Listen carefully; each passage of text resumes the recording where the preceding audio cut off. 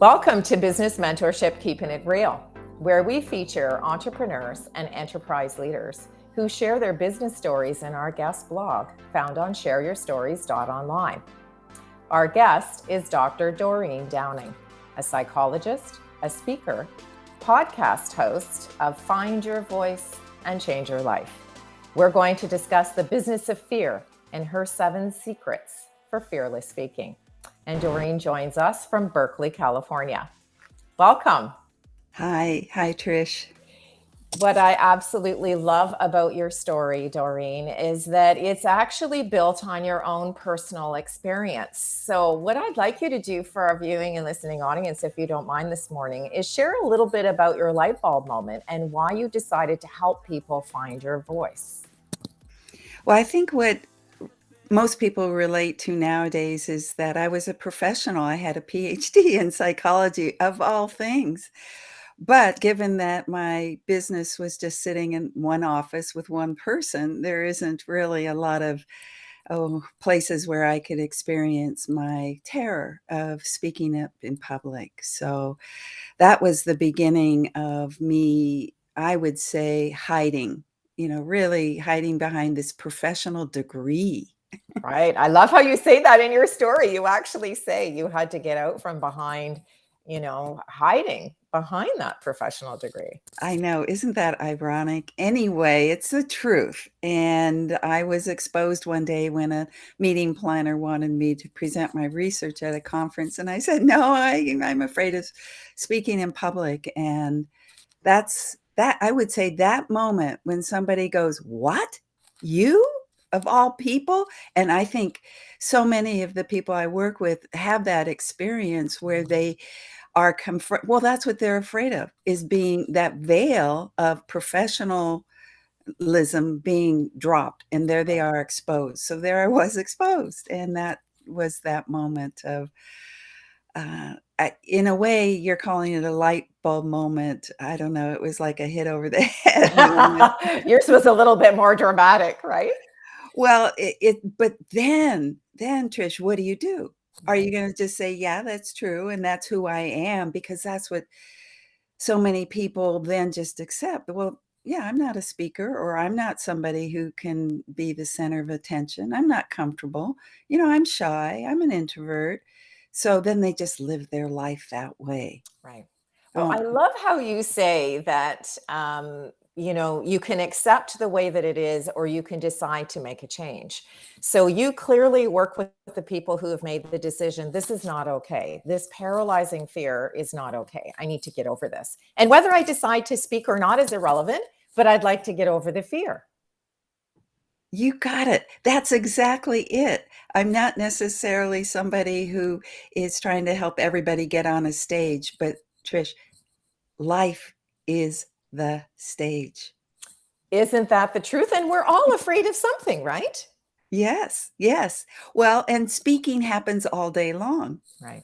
I work with people who are afraid to speak up in a relationship, Right. people who are afraid to say, I love you. Mm-hmm. Yeah, that's very true. And, Mhm. I think the thing is, would you say that the biggest fear that people have is being judged? Oh, yeah, that bottom line. And then you go judged of what? Not being good enough, being too boring. The list goes on, and I don't have to go into that today, Mhm, but that's mhm. exactly bottom line is the exposure. Like what I experienced in that moment was total exposure. I couldn't hide Mhm. anymore. Yeah. And then whoever was working with me that day, pretty much it felt like a moment of shame. Shame on you, Right, doctor. right. Well, and because you know what, there's an expectation, right? We have an expectation that Yes. everybody has an opinion. So you obviously have a voice, but not everybody feels comfortable sharing that opinion or voice because we feel inhibited in a certain way. Yeah. Now, you've come up with these absolutely amazing, 7 secrets to fearless speaking. And, we've already determined it doesn't matter if you're going to get on that stage and speak to an audience of 200 people, or whether you just have to speak at a boardroom meeting to your colleagues, or even one-on-one and express something to a friend or a family member that you find maybe a little bit difficult. Can you share with us just one of the 7 steps that you feel will get people started to help them overcome that fear? That's a great question. It's a process. I'll try and find one that feels like would be really useful for people today. Because what happened is I first went to Toastmasters and I went to classes on overcoming my fear. And as good as Toastmasters is, I won contests. I still didn't reach this more vulnerable part of myself, I would say my essence. And that's why the program I lead is all about finding your core strength within. And so it's a mindfulness process, you might say. So the first step, I'll just do the first 2. The first step, because that's people coming to my programs and saying, what? The first step is to be still? Oh, wow. Yes, because, we all have to start somewhere, right? So, we have to start at the beginning, and it all starts with the first step. So your first step is be still? Yeah. It has Really? nothing to do, well, With it has speaking. everything to do with speaking, but the stillness, learning how to quiet your mind, right? And Mhm. how to find that I'm doing it right now with my fingers. It's just taking my fingers and going down, down, down with my breath to a center, quiet, still, grounded place. And that's presence. So the second step is be present. So the first one is be still, be present. And you could see how foundational that is for speaking, for Mhm. words. So I don't start with words at all. I Right. mean, you got to have this core inside where I think true confidence comes from, not from what you're saying. So that's the new approach that I offer for people, and it's more gentle and it's safe. And it's real because we all, at certain times of the day, I mean, I certainly know that when I'm feeling overwhelmed, the first thing that I do is be still and take a deep breath. Yes. Because Yeah. it sort of gives you that grounding to say, it's okay. Whatever it is that's freaking you out, it's okay. And that happens to us all the time in the day, right? I mean, Yes. even if it's just something as simple as spilling your morning coffee and you think, oh, geez, Louise, is this going to be the kind of day I'm having today? But you just need to take a deep breath and say, yep, it's just an accident. Everything's fine. The day's going to be wonderful. Yeah, I like what you're saying around the flexibility, and then when you did that breath, I remember that one of the things I teach people is to see it as an easy breath, Mhm. a deep, easy breath, because usually it's like, You're like gasping for air, right? yes, Yeah, yes, yeah, because so true. That's so true. Now, I did get a question from our viewing and listening audience because we do get folks who can't join us live. So they join us in our wonderful podcast or on the YouTube channel, which is libraried later after our discussion. And I found it a really intriguing question. And the question was, what happens if you've used the wrong choice of words to express what you're trying to say and you get that look on somebody's face and think, "Oh dear, that's not what I meant at all."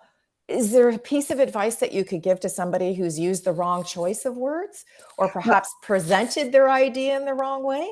well, first of all, wrong is relative, right? Yes, absolutely. It's the reaction I think that we get, right?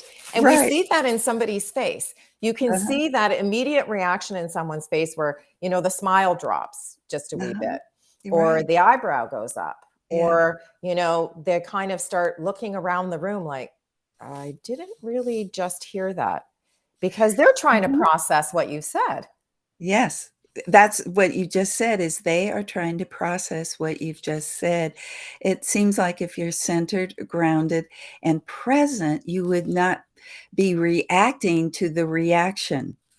You'd be able to say, "Oh, did what I say just," and whatever you think you Right, said right, bothered them, or did right, what I say not make sense to you? So you right. stay in the relationship, you stay engaged, and rather than scurry away or try and put more layers over you to, like, my good thing is hide. But yeah, so I would say stay present and stay engaged and ask the question, Yeah, clarify. I love that. I love stay engaged and I love Mhm. stay present because if you weren't present, you wouldn't notice. Exactly. Right? You Right. wouldn't notice that subtle change in body language that gave you an idea that perhaps the person was not interpreting your intention correctly. Yes. And in a very large group, it doesn't really matter because we're not really doing the engagement one to one. We're doing an engagement with a large group. So you Hmm. don't really necessarily make that one to one eye contact when, as we both know, when you're speaking to a large group. But when the group is smaller or it's a one to one conversation, you definitely pick up those emotional cues or visual cues through people's body language. And Yeah. I love your suggestion is to just stay present and ask the qualifier. And Yeah. sometimes that's really difficult for somebody to do, right? Because then you start processing what you're seeing and they're processing what they're hearing. And I think that the great advice that you gave is just ask a question, just ask the qualifier, if they've misunderstood, and then that gives people the confidence to kind of retrace their steps a wee bit. Oh, yes, I like the way you summed it up. Otherwise, you're having two reactors. Yeah, exactly. You're blowing things way out of proportion. Isn't that the truth though? When we get into some conversations with folks, by the end of the conversation, if we're really not present, things can go out of proportion because you make a mountain out of a molehill, as that old saying goes. And Mhm. you're not really engaging with the individual in order for them to, because language is language, right? Whether we're speaking English or any other language, people can misunderstand what we're saying. Right, and language is also nonverbal. Very And true. that's what you're or whoever asked the question is Yes. you're getting something other than the feedback you would like Right. after you said Exactly. something.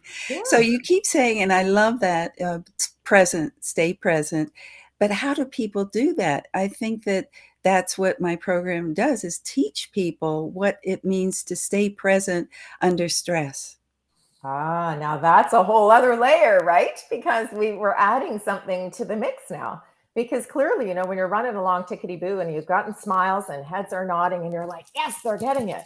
But the Mhm. minute you get that qualifier where someone's body language has changed and then you think, oh, shoot, I've missed the mark there. What do I do? And you get stressful, right? You become now your demeanor changes as the person who's trying to articulate the message. And is there anything other than the deep breath? I mean, what have you done when here we are, we're on a stage, you're speaking to a large group of people, and you're just getting that physical or emotional cue that they missed the last, message that you were trying to convey. What do you do as a Mhm. professional speaker to bring yourself back into the present to continue with your messaging? I would say that not only when I'm on a stage, but I'm in a conversation. So remember, my whole point is life is a stage. So anytime you speak, you're engaged, and it's a presence. I think is, yes, a deep, easy breath, but training. I think presence is like going to a gym and you train what I call the inner presence muscle. I call it the IP muscle. I And love so that that. under stress, you do have the ability to shift into this state of being, not speaking, but a state of being. And somebody gave me feedback once, a testimonial, who said, my process is like finding grace under extreme stress. Oh, I love the word grace. I Me too. absolutely, because you know what? I don't think we give each other enough grace. Yeah. Yes. And Right? ourselves. Yeah, our own inner critic makes us, Mhm. it can paralyze us with so much fear that we forget that we all make mistakes and we have to give ourselves a little grace. And sometimes I think that people may not even notice the things that we notice Mhm. that make us nervous or uncomfortable. Uh-huh. So one would be, yes, the easy breath, deep easy breath, but there's also many, many techniques that I have in my trainings, but one is to just look around the environment, find something that you want to focus, or not want to, but you find yourself focusing on just one thing, one thing, one thing. I'm doing it right now. And then I'm back in the moment. I love it. It's really easy. I love it. I love that. I love being back in the moment because I think that in today's day and age, life is can be extremely stressful. And I think that being able to bring ourselves back to the Yeah. moment really gives is a wonderful and very powerful tool because I can't think of anyone who wouldn't be able to use that tool to just sort of calm your mind. And it takes us right back to the very first stage in your process, right? It's just be still and be calm. And that's Yeah. a really wonderful place to be. Uh-huh. Tell me where Doreen's going to be in a few years. So, I mean, you've been in the professional sphere for a number of years. You've been an entrepreneur as well. Um, Give me a little indication or a little, insight into where you see Doreen in another 3 years. Well, I love my life now. There isn't anything else I'd like to change about it. I think it's more of me, more of life, more of my work, and more of tapping into people. I think I just recently got back on a stage after COVID, so probably that would be one way to be more uh, in Expand your person. message. Yeah. Yeah, Yeah. yeah. And how did it feel? It felt it was interesting. I mean, yes, some of that old fear came back, Mm. actually. So it's well, I just realized what I said to you a second ago about the inner presence muscle. It hadn't been developed over those 2 Right. or 3 years when I Yeah. stayed home and sheltered myself. Yeah, for I did a sure. lot of, video, but, of course, it's so much different when you've got hundreds of people looking at you, Absolutely. and I'd Yeah. gained a little bit of weight, so Well, you were having a wonderful I love your statement that you love life just the way it is, because I I think do, isn't I that do. that and kudos to you because there's not many people who would actually be honest enough to say, "I kinda love what I'm doing right now. Everything's exactly the way I've manifested it to be." So, Uh-huh. kudos to you for sharing with us that you really love where you are right now. Yeah, thank you. One of the things that we do in the guest blog is we ask folks to share 3 words of advice, and yours are very, very poignant for exactly what you do. But share with our viewing and listening audience why find your voice is so important to you. Well, it's important to me because of my own life experience. I know the possibility of not having a voice, and in my podcast where I've done, over 100 episodes with people to help them, to help them tell their story of not having a voice, but it feels like that's who we are is a voice, isn't it? Yes, We very true. Very, and very so true. it's finding you okay, here it is, Trish. It's finding when you find yourself, that's where your voice is, and I think we have so many layers, and we're trying to impress or trying to get something that, like you say, meet expectations. Right. So I think whatever that means to people, the strength of yourself is where your voice is and your core strengths, your essence. Well, I want to really thank you very much for spending some time with us today because, Doreen, you've given us some very practical things that we can do to be present and to calm our mind. And I think that we should all leave with this wonderful feeling of just taking a deep breath and centering and getting back to our foundation. So, thank you so much for giving our viewing and listening audience some really wonderful practical tips. All right. Thank you. Thank you, Trish. And thank you, everyone, for listening. I want to thank our viewing and listening audience for joining us today for this edition of Keeping It Real, where we've introduced you to the person behind the logo. If you'd like to connect with our guest, you'll find Doreen's contact information in the description portion below. I'm Trish Tonai, founder and host for the series. And if you're interested in sharing your business story, visit our website at shareyourstories.online. Thanks again for tuning in, and we look forward to meeting you next time when we share another great idea.